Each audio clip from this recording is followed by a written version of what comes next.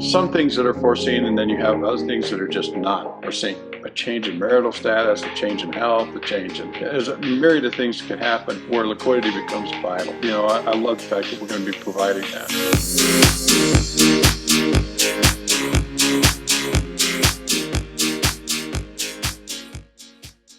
Cool. So before we get into, shooting some content here, guys, I wanted to share a story that I used to tell when I was speaking on stage a lot of times that I was building teams going across the country. And it was a story about the young man and the old man. And they used to get sent into the village to get supplies. The young man would go and he would always get there and he would see that the old man had left before him, but he had stopped and he was building. The first time he went by, he was cutting down these trees. And then he would go to the village, he'd get supplies, he'd come back, and he would notice that that guy was still only halfway there, and he was building over the river. He was trying to build this bridge over the river. And he could easily scale the river. So the young guy would always go back, and he would notice that this old guy's always coming home late at night. And finally, after about a week of this, going back and forth and realizing that this old man is getting back late at night, he's leaving before him, coming back late at night, he's spending all this time building a bridge over the river. And he goes to him and he finally says, "I don't understand why you're wasting so much energy, old man. I go back and forth, sometimes multiple times a day, and you're spending all of your time building this bridge over the river." And the old man says, "Let me tell you something, young man. The high season is coming soon, and there's women and children that need to cross this river. And so that's why I'm spending my time during the day building this bridge." I heard that when I was very young in the business, and it kind of gets to me because there's so many people that went before me that built those bridges so that I could get to where I'm at. And I always tried to embody that. And now with what we're building, Mike, I feel like you're that guy that is teaching us to build those bridges, because there's never been this in the marketplace before. And I think the big reason for that is most people are focused on getting across the river and getting their supplies and getting back. And so they don't think about creating these liquidity options because they're thinking about the deal that they're working on. And so that's where we get to be the people who are building the bridges. That's a good story. Yeah, that is a good story. Yeah. Thanks for building the bridge, Mike. Yeah, well, it's my chance to give back for an industry that's given me so much. And I believe this is going to be a big part of your legacy. So I'm grateful to be a part of it. Well, I'm grateful I'm getting this opportunity. Yeah. Cool. Should we get into the intro then? All right. So we are part of the PREiShare team, and today we're going to be talking about PREiShare approved sponsors. It's a way for us as PREiShare to change the industry standard, to really elevate it and ensure that sponsors, at least that we are vouching for, are vetted and they meet certain qualifications for their investors. And so I'm part of the PREiShare team. My name is Kalani Michelle Moses, and I am head of growth, and I'm a co-host of the Fundication Show. This is Christian. Christian, what are you doing with us? Well, so I'm on both sides of the team. I'm actually on the real estate side of the team with investor relations and the pool fund assets. And then I'm also on the creative team. So I am a co-host with Kalani and just helping to drive and get more exposure out there. Yeah, and then we have Brennan, who's also one of the PREiShare partners. Brennan, tell us a little bit about you. Yeah, so I'm a part of the creative team as well as the marketing team, taking care of all of our online assets, making sure that our brand is well exposed, and we're bringing the best quality possible to all of our viewers. Yeah, if you see our content online, which I'm sure you are because you're watching this right now, you can thank Nick, who you can't see right now behind the scenes filming this. And then Brennan's the one kind of managing social and putting it all together. And then we have, last but not least, Mike, who's one of our advisors who we just admire and look up to so much. He's just a wealth of knowledge. And Mike, will you tell them a little bit about yourself, and don't be humble for once? Oh, God, I'm not. I admit it. It's kind of a pleasure that, because I've been at this for 43 years and I've got a few things right over those years, and it's kind of fun to be able to share that. I know we're going to talk about some of these new sponsors. I've had a chance over the last 3 weeks, and it's so fun to see these guys where I was 35, 40 years ago. Yeah. And it's fun to have that connection again with my past. As I say, well, I've been there. I know your challenges. So I'm really enjoying this. For me, it's a lot of fun. Yeah. You know, it would be either this or I'd be out golfing, and I just hate golf. Yeah, Mike's more of a race car driver than a golfer, so he likes things fast. Either, but yeah. But Mike really is the main advisor that we have with PREiShare. A lot of the concepts of what we have with PREiShare come from your mind and your ideas of what could be in the industry and what's possible for the industry. And so you're talking to sponsors right now. You obviously are connected in that network. A lot of people are reaching out to you. They're hearing about this PREiShare thing, and you know, we're very limited in what we can share right now because we're still going through the legal process of building out the entities and the systems and processes.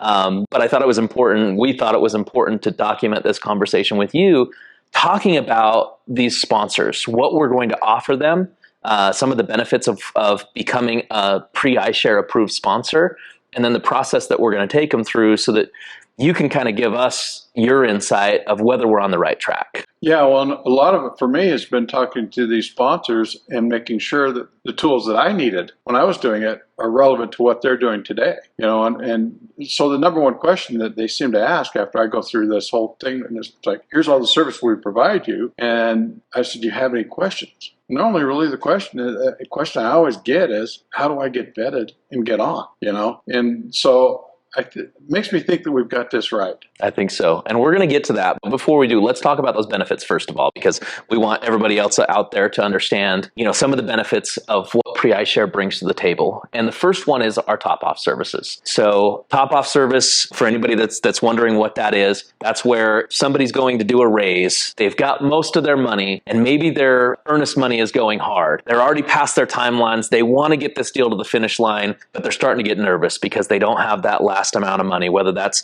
$100,000, $1 million. They need that last chunk of money to do the raise. And what we're doing with the PREiShare fund is we're actually going to be providing those top-off services. And Mike, maybe you can give your insight on what that means for the industry. Oh, yeah, I've been there. I've been in, you know, that 11th hour, and you've got $100,000 or $200,000 of earnest money going hard, and you don't have that last $1 million in your raise. You know, and I was always bugging the people that were actually in contact with our investors and saying, it's 11 o'clock at night and you're still not on the phone. What's wrong with you people? You know, I've got to close this like in 5 days. Yeah. And it would have been really so much nicer if I could have just gone to a service and said, look, you know, I've got your term sheet. You know, I'm within that range of what you've got on your term sheet, and just say, I'll backfill this later, or, you know, but I just need to take the pressure off. I need to get this closed. Yeah. And they can just cut you a check, and, you know, that's what PREiShare would be doing. And I think that is just a tremendous service to these guys, because every one of them I've talked to, they said, we've been there. You know, and some of them been in the business for 3, 4, 5 years, and they're saying, we still have that issue. Yeah. You know, even if we doubled or tripled our investor base, but we still have that problem in that last minute, just getting over that threshold. Yeah. So I think that's going to resonate. And the beautiful part about it is, if they're already PREiShare approved, it's a lot faster for us to be able to get that top-off service approved. If they're coming to us and they're in that 11th hour, they're already up against deadlines, and we haven't even approved them as a sponsor yet, there's much more to the process. And I think that's the same thing for any investors that they're going to try to raise from. So we want to expedite that for them. It's very similar to, you know, you talk about, you know, because you've been in the home sales business. It's very similar to going, before you go to look at a house, get pre-approved with the bank. Yeah. You know, it just makes your case that much stronger. Right. You know, and so it's the same process. Just get pre-approved with PREiShare. Then it opens up all the services, right? Because then you have liquidity for your investors, which will make your raise easier, and all the other things you're going to be talking about. Yep. But the key to it is to first get vetted and get approved. Yeah, and that's that next service that we offer, is that liquidity for investors, which I think a lot of people look at that as mostly for the small investor, which we are an advocate for the small individual investor, somebody that has fractional ownership. We want to provide a liquidity service for them. However, that's also a big benefit to sponsors, we're finding. And the sponsors that are saying, listen, I've got a problem child, so to speak. Somebody needs their money out of the deal, but we didn't write that into the plan from the get-go. And the plan is they have to come to us as the sponsor or go to the group. And most of us are still, trying to get this thing to perform. And so our liquidity option is we're going to have not only our fund, the PREiShare fund, that can buy those cash quickly with the people that are already approved, the sponsors that are already approved, but we're also creating a marketplace to where they can actually put it out there and the general marketplace can say, you know what, I'll pay more for it, or here's the terms that I would buy that at. It's absolutely true. That's the number one reason that people don't invest in real estate, because they consider it an illiquid asset. And that's what holds them back. It's like, I put my money in, I believe in real estate, I know it's going to give me better performance than any other kind of investment. But if I need my money back, how am I going to get it? Yeah. And this solves that problem. So that means that there's going to be a lot more people willing to invest in real estate. And you're exactly right. And we all know that not every deal goes exactly the way that it's expected. So some of those people who would be willing to put their money in are saying, what if it goes past 3 years? I've got kids ready to go to college. And so if it gets to that point, we can step in and we can get them based on the value of today. We're going to do our numbers based off of what's happening in the market now, not what they put their money in at. So many of them are going to get they're going to get a return rather than just selling out because they need to cash out their money. That's right. That's exactly right. And that's a constant thing in our business, constant. Yeah. Because people, you have some things that are foreseen, and then you have other things that are just not foreseen. A change in marital status, a change in health, there's a myriad of things that can happen where liquidity becomes vital. Yeah. I love the fact that we're going to be providing that. And that kind of leads to the next thing, because just like in everyone else's life, the small investor's life, not everything goes as planned. In a deal, not everything always goes as planned. And so when a sponsor comes up to the situation where they need to do a capital call, they need to raise money for improvements or something of that sort, then we have our preferred equity option, our solution. So the preferred equity solution is we'll bring capital into your already existing deal. We're just going to negotiate terms where we're going to get a little bit of a preferred situation so we get paid back first. But this saves you as a sponsor from having to do a capital call to your investors, or if you've done the capital call and people can't meet it, we can come in and meet it so that the deal doesn't go bad. Or if you just have one person that can't make the capital call and they're okay with it, and you're going to see a lot of that. You and I had this conversation the other day about the need for additional capital to be put back into your capital stack on your equity side, because right now construction costs have been kind of crazy. And a lot of guys I talk to are doing value add, and they say, yeah, we thought we had X number of dollars, we thought that was more than enough, and wow, were we off? Now how do we solve that problem? Your debt's already in place, all your equity's raised. There's only one way. You got to go get more equity. Yeah. Or refinance if you can. Right, which money's getting more expensive now too, and sometimes that's the situation they need, is they might need that extra capital to finish the refinance, right? Yeah, and because it's getting more expensive, if they've got a situation where and progressively you see these shorter call periods, because the banks want to be able to review, what they've loaned to you at. So typically you see these, it used to be pretty standard 5, but now I'm even seeing 2 and 3 year calls. They'll give you a 25-year amortization, but they'll call you in 2 or 3 years and say, we want to review your interest rate. And then if it's gone up like it has in the last little while, a couple of percentage points, and all of a sudden you can't borrow as much to pay off your existing debt, because the cost of money is so much higher. Yeah. That's a really good time for pref equity. And so the whole thing, same conversation. If they're already PREiShare approved, it's a lot easier for us to step in when they need the money. Yep. And then the last thing I would say that is a big solution that we bring, or benefit, I guess it is, from PREiShare, is the access to getting additional, what's the word I'm looking for? Exposure. Getting the extra exposure. So not only do we have a list of over 30,000 accredited investors, and those are a mixture of those people that have actually done deals with those that are involved in the group. Clients. Some of your old clients. and then also other lists of accredited investors that we have combined together into one list, and we're narrowing that down into a really condensed list. We still have over 30,000 on that list right now, and we mail out to those people every time we get a new sponsor that is PREiShare approved. We want to celebrate them because that means that they're doing things right. That means that they are creating a good, solid offering that is going to create benefit not only for them, but for that investor as well. They're going to create that liquidity within it. And then, of course, we're creating the Fundication Show. Mm-hmm. And the Fundication Show is something that we're putting a tremendous amount of effort, energy, and money behind to make sure that we have an audience that is targeted specifically to accredited investors and the type of people that would be the ideal client for the sponsor. Mm-hmm. One of our segments that we'll have is we'll interview sponsors, quality sponsors that we've vetted, that they know that they meet certain qualifications.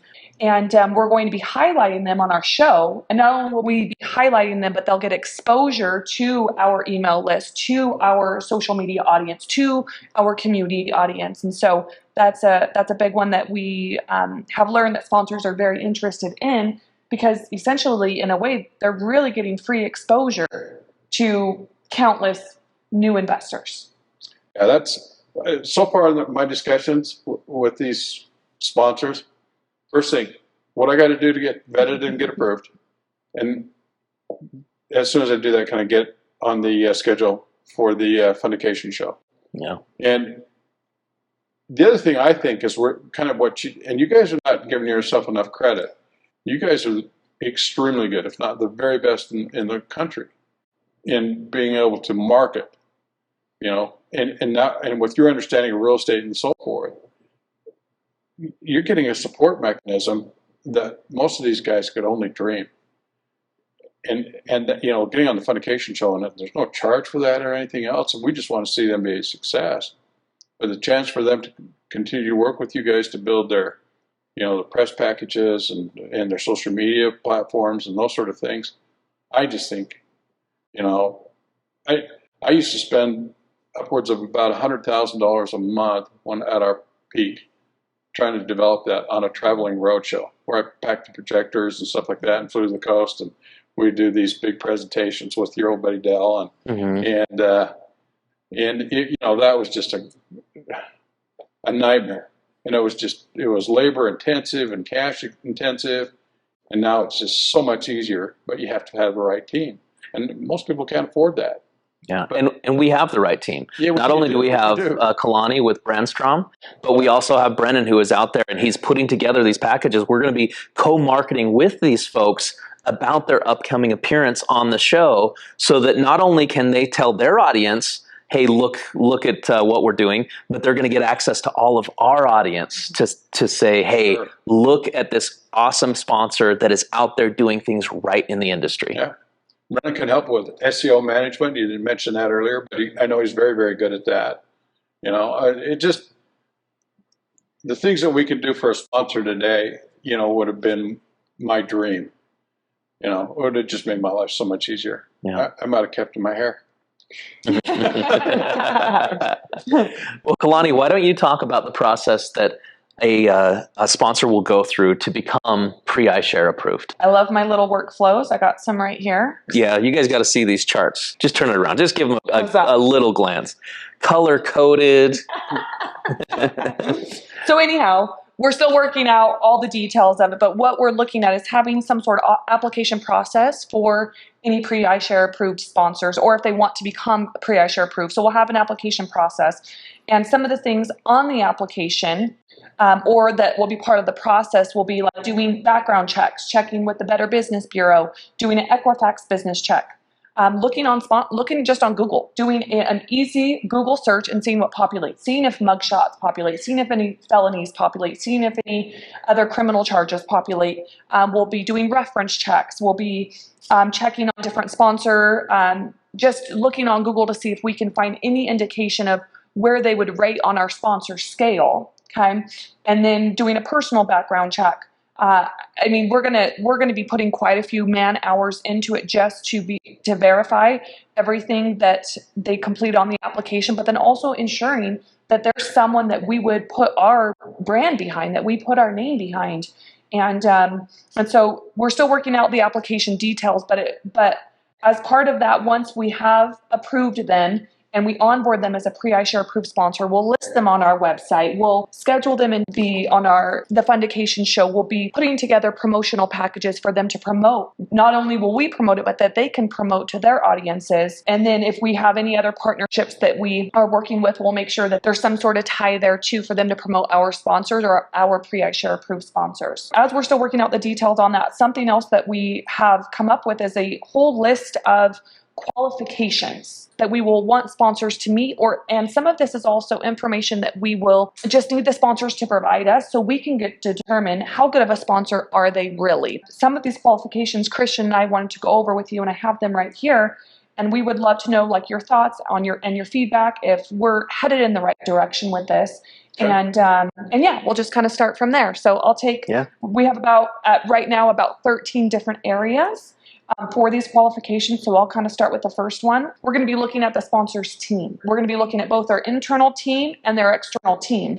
We know that sponsors can't just be a one-man show. There's so many different areas that Christian will get into when he gets into roles and responsibilities that a sponsor needs to have covered. So we'll look at their internal team. Do they have experienced executives? Or do they have an experienced team? We'll be looking externally. Do they have any industry partners or do they have any advisors? We're blessed to have Mike as an advisor, one of the best advisors that we could have here in the US. And so we'll be looking at their team. Yeah, so then we're going to also look at the structure of that team. So essentially, how is the company structured, first of all, from an entity standpoint, but also what are the roles and responsibilities? For example, who's over acquisitions? Who's doing due diligence? Who's doing the equity and debt structuring, the entity and transactional, the legal side of things?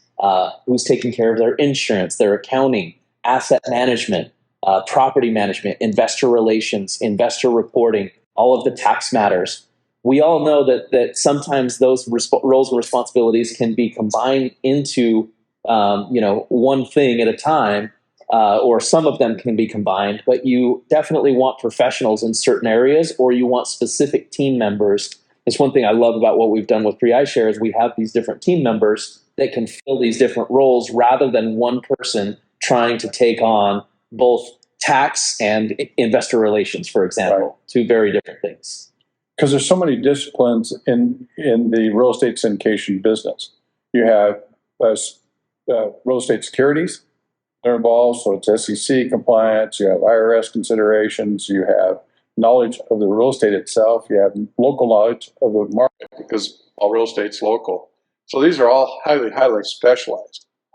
And to me, it's that team and their experience. A lot of times you say, for a syndicator, it's a catch-22, right? They say, well, give us a proven track record and then we'll make a deal for you. We'll raise your equity, or we'll give you your debt financing. And it's like, how do I get to that point? Mm-hmm. And the answer to that is you build a really, really strong team. And you get, as you said, some good advisors and some people that have been doing this for a long time, and they put their resume. Another one I'd add on there is a key person. Oh, it's in there. It's in there. We'll get there. Yeah. Okay. Yep. Yeah. So you guys are right on the money. So those are the facets that you need to ensure your success, not only with us, but with lenders, and also in doing your own equity raises, but more importantly, making the deal work. Yeah. And you really want somebody that's been on there. I oftentimes said the value that I brought to any transaction was not all the great deals I did. It's the ones that I got wrong and learned from. Those are the ones I learned the most from. So you get somebody that's got a black eye once or twice, and recovered from that. Most importantly, recovered. Yeah. I mean, anybody can get their nose broken, but were you able to still make that thing work? That's a person that you want to do this with. Mm-hmm. Would you say, Mike, of a lot of the sponsors that are out there, and we're not done going through all the qualifications here that we're going to have for our sponsors at PREiShare, but would you say that a lot of sponsors out there really aren't qualified to be a sponsor or a syndicator? I have never seen so many people going as sponsors, and they all want to do value-add multifamily. There's literally thousands of them out there right now. And I don't think there's going to be room in the market for all of them. So, yeah, I think there's going to be a lot of people that are not qualified and they're going to get weeded out. I think part of our job at PREiShare is finding the ones that are going to survive and make sure that they do well. Yeah. You know, maybe protect the public from the rest of them. Yes. Or just, come to the PREiShare website and look at our approved sponsors. Sure. So a sponsor is required to provide lenders with certain types of guarantees, whether it's their net worth, whether it's proving that they have a certain amount of cash in the bank, or even like providing lenders with their like relevant experience and so on and so forth. So would you say having a debt guarantor or looking at the debt guarantor side of things is big to include on our qualification list? Oh yeah, absolutely. Okay. Because somebody that has that kind of money is going to bet too. So they're going to look at their track record. Because they're putting their financial statement on the line. I've done that. Yeah. I've done that. I just did it for a startup that was 2 years in, and I put up my financial statement. But I was pretty confident with who they were and what they were doing. But that immediately changes how the bank looks at you. If somebody can come in there and put up, a financial statement that's 5, 10, 15, 20 times bigger than the loan you're trying to borrow on net worth, then doors open up for you that you're going to get a better interest rate. You're going to get you're going to get better debt coverage ratios. You're going to get a lot of things you wouldn't be able to get otherwise. Even some of them won't even get the loan, without it. Yeah, that's what I was going to say, is sometimes it just comes down to the fact that they have that debt guarantor in place means you can be more confident that they're going to get the loan. Yeah. And that's not just the loan in the beginning, but the refinance later on. Yeah. And it's a good deal for the key person because they're just leveraging their balance sheet. So, they're taking risk, but it's not like there's a huge amount of effort there for just doing the betting, just like it is for us. We have to bet, but after that, they leverage their balance sheet, and that can be pretty lucrative for some people. Yeah. Well, and one of the next things that we're going to look at is the tenure, and so that's how long the team has been together as a whole, right? We want to look at that and how do they play together, so to speak, in the sandbox, but also what is that length of partnership, and then what kind of plans do they have in place if that partnership doesn't work, right? Same thing. We want to know that they're thinking ahead of not just best case scenario, because unfortunately too many people, all they see is the blue sky, right? Yeah, and so true. We want to make sure that they have that plan in place. Yeah, the big thing that you really look at is what's your plan B. Like I said, not every deal I had went perfectly right. Some exceeded my expectations. A lot of them did. Thank God, because that made my career pretty successful. But there was a few that required plan B. Mm-hmm. And that's a real test of the organization. That's a real test of the people at that organization, is how well do they execute on plan B or C or D, or do they even have them? Yeah. And that gives you, I've seen, if you ever watch sports, I used to be a fan of the Utah Jazz for the longest time. They could never really win a championship because they had a great first string, but they never had a great bench. Mm. There was no place for them to fall back on. Well, it's the same thing in kind of as a syndicator. What's your fallback position? How do you recover from an unexpected event? Yeah, and some of these teams are going to be newer. They might be newer together. I mean, we as a team are very new to knowing each other. So in tenure, we're not just looking at how long has the partnership been together. We're also looking at the years of experience of each individual, right? Because sometimes two great sponsors or two great investors come together to do bigger transactions. And when we can see that track record, it makes us feel more confident in them as a sponsor. Yeah, as long as you're confident that they're going to work well together, that seasoned element of them is, the two of them together is pretty strong. So we want to look at essentially the moral character of these sponsors and what are their principles? Like, can they and are they willing to admit if a deal has gone bad, right? Or do we have to go and find information about it online, and maybe they're not being honest with us as we vet them? We want to look at their criminal history.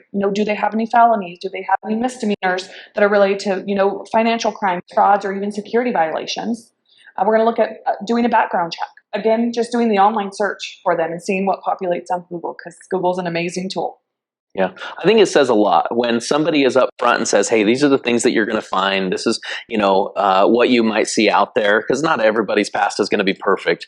But if they're up front with that, we're going to be a lot more confident versus they don't tell us anything. And then we have our team find something that maybe has been brushed under the rug. That's going to probably disqualify them.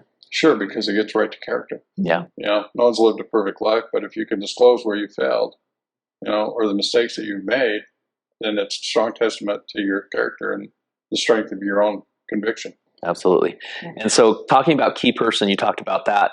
One of the things that we want to know is what is that key person risk backup plan as well? You might have a backup plan for the partnership, but if you have this kind of contingent on one person and their assets, what happens if they get hit by a bus, right? What happens if the worst case scenario happens? What is their plan? So we're going to be asking about that. Yeah, I think that's a really good question to ask. I know in my case what it was, because I know what the role of a key person is. And when they go through it, they just look at your assets and say, how much of that's liquid? And if you get hit with a bus, we want to be able to put a touch on all those liquid assets to guarantee our situation. So, and a good key person will be able to do that, but do you have somebody else? And what I always suggest, and I'm going to tell you, you guys maybe want to add this to your list, have them build a client advisory board. Every sponsor should have a client advisory board that puts their client's voice into everything they do. And what's interesting is that you have, by definition, you have high net worth people that are in that group. And in case of those kind of situations, they can also step in and provide key person responsibilities. And sometimes, if you didn't come to us for pref equity, they can provide that. So I would just add to that, have a client advisory board, because the clients will be your very best friends, being able to make sure that you make good decisions. Yeah, I love that. I used to sit on the list of ours all the time, and helps keep you honest. It keeps us honest, and and you say, well, hey, if you're having a problem, maybe we can help you. Yeah, So I think we can add that into number 9. Actually. I think so too. I think that's great.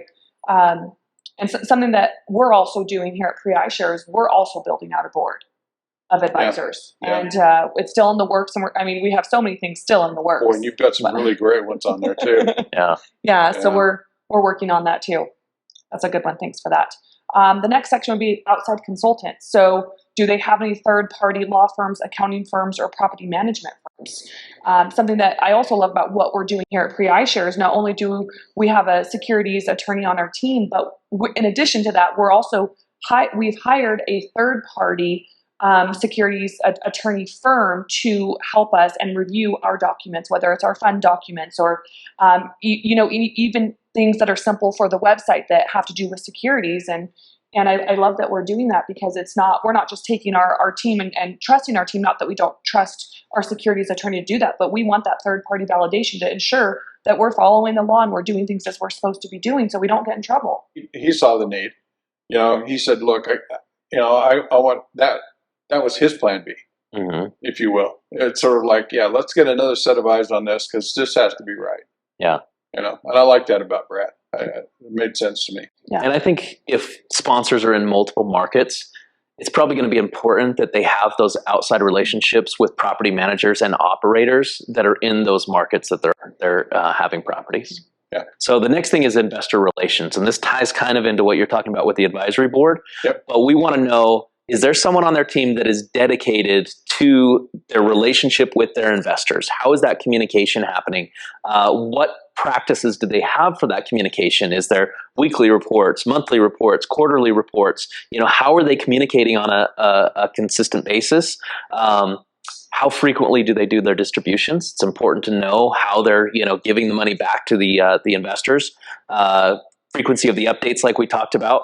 One of the questions we're going to ask is, have you ever been late in getting the K1s to their investors that it made their investors have to delay their taxes, right?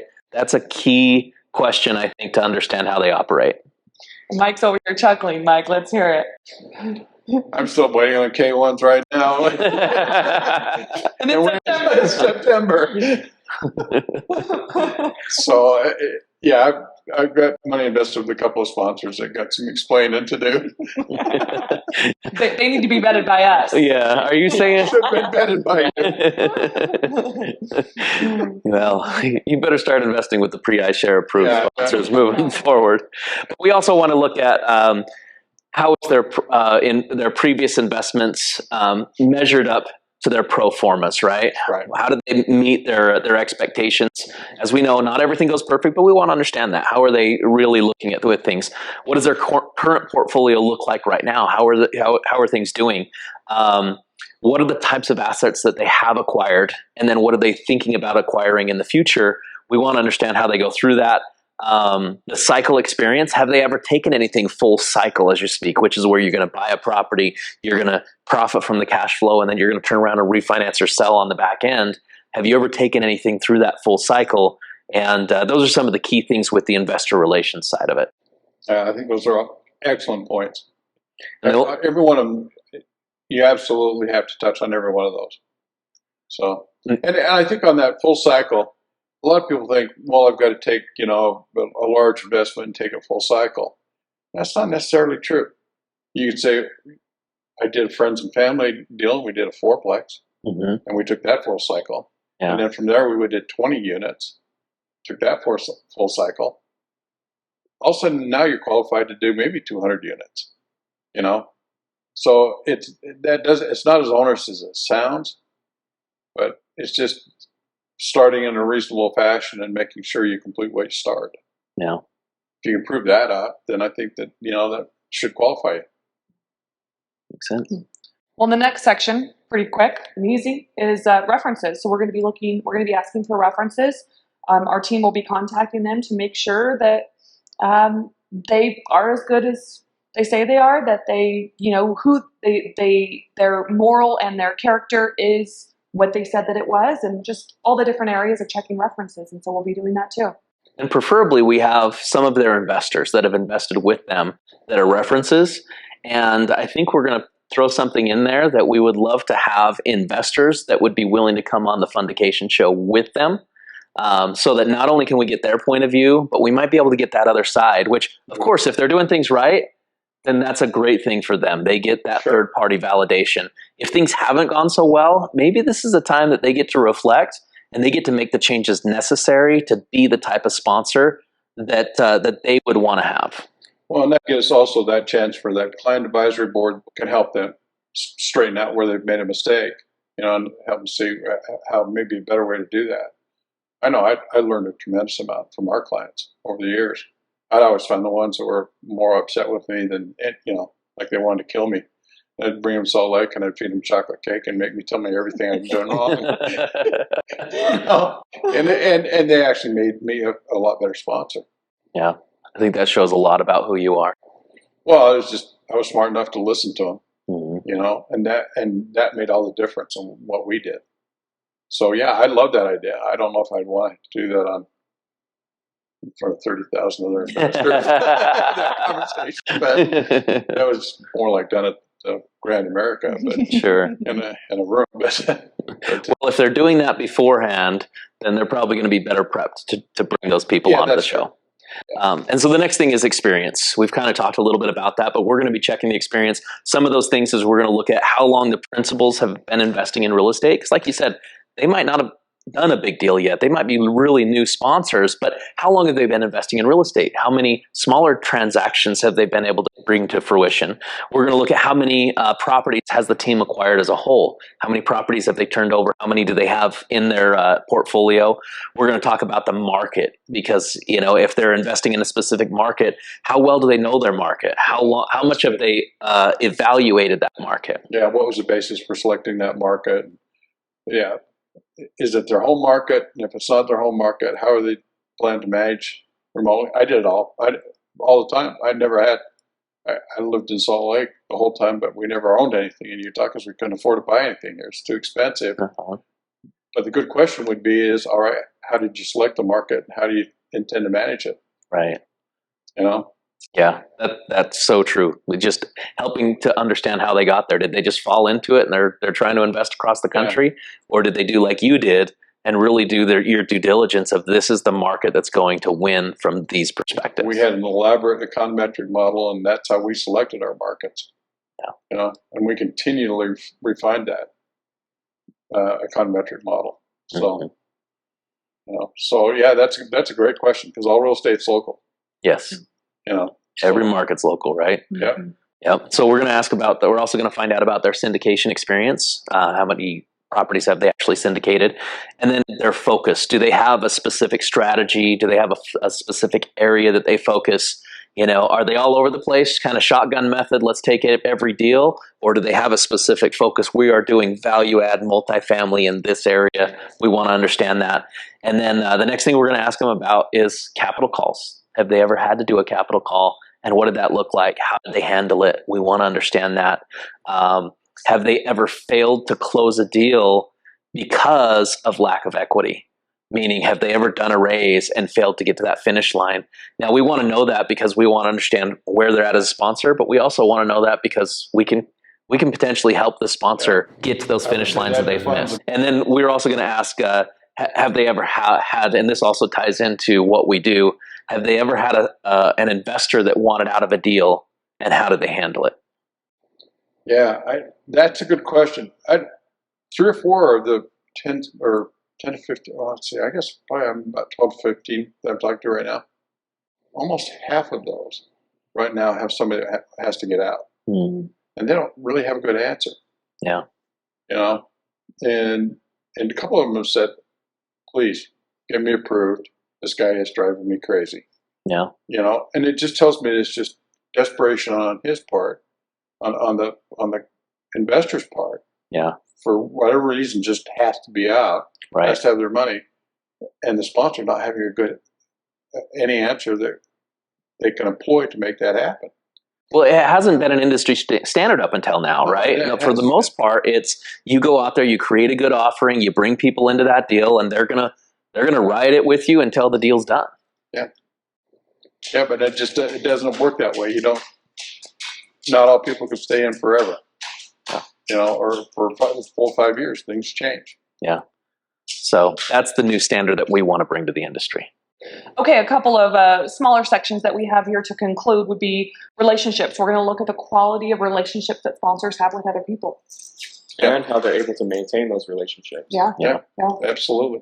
Yeah, and that's overall, not just their professional relationships, right? We want to kind of see how they interact with the other people in their life. And then we want to know how they're sourcing their deals. Are they just going out to the open market, or do they have, some sort of a niche that's bringing them really good deals? Mm-hmm. And we want to know how they're sourcing their debt. Yeah. And then the last thing, and this is kind of the biggest thing, is do they have the capacity to execute?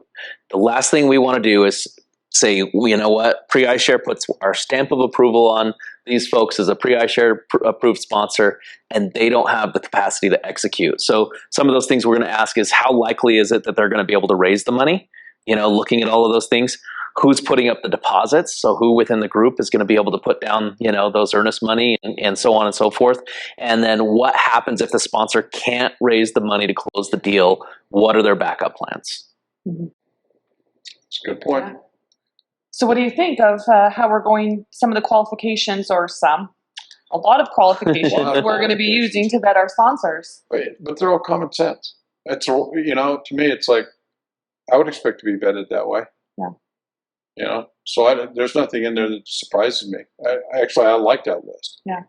Common sense isn't always common practice. Right. Oh, isn't that the truth? Well, and that's the thing, is we want to vet the sponsors the same way that we would if we were wanting to invest our own money. And unfortunately, the industry is wrought with people who are just simply putting money in because their buddy said it was a good deal, right? And we want people to just do a little bit more forward thinking of how they invest in real estate so that we can make it even better of an asset class than it already is.